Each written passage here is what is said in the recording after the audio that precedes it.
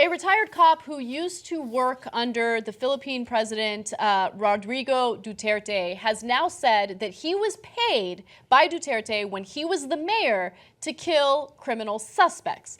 Now, these are suspects. They're not people who were convicted of crimes.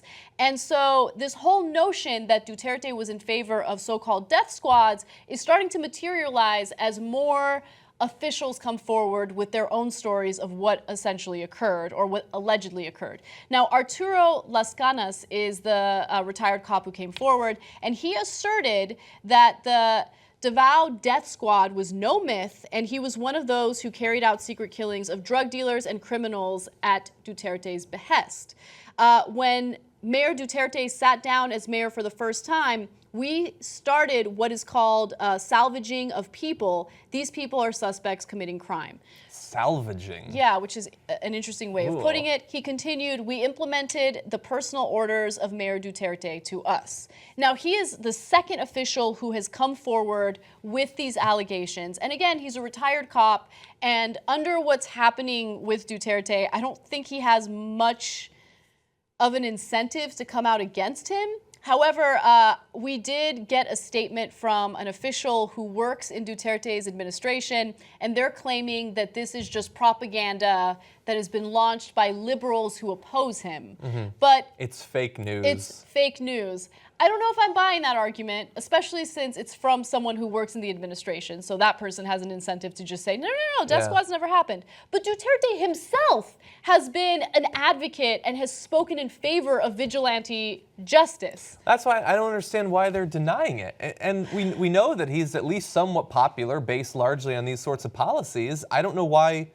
And this is a guy who's talked about like killing people himself. Yep. I mean, we know that it was going on. And he'll say that, and then he'll take it back and be like, I wasn't being literal. I didn't literally mean that I killed people. I just said that I killed people. Yeah. It just doesn't make any sense. Yeah, I mean, I'm glad that the cop would talk about his experience. I wouldn't expect that it would really hurt Duterte in terms of his popularity, and he seems powerful enough that he can weather this sort of revelation. It's interesting to find out about it, but I don't know what the prospects are for this sort of thing changing. Like when people feel that there's a lot of crime, either because there actually is in some countries or in our country when they're lied to and made to believe that there's more crime than there actually is, they will support policies to stop it that go against the fundamental core values of their country. That's right. In fact, that's a universal thing for humans. In fact, Duterte's support of vigilante activity has led to him succeeding in politics. I mean, that's one of the main reasons why people voted him into office.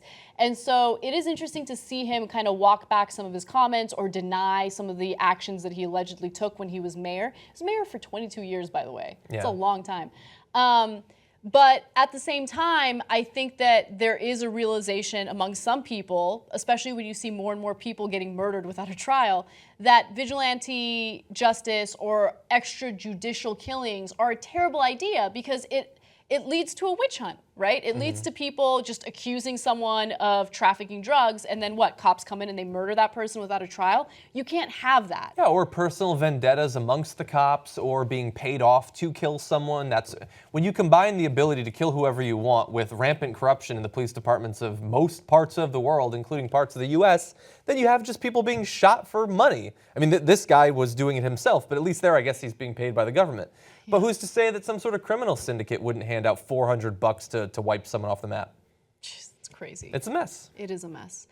It's a mess. We're not winning. We're not winning with extrajudicial The Philippines, would you believe it? Crime like they've never seen before. Anyway, it's amazing what people are willing to give up or willing to do if they buy into this propaganda and fear-mongering. You know who created journalism you could be proud of? You did. Our audience helped us hire an investigative reporting team. Now we're going to go for a second.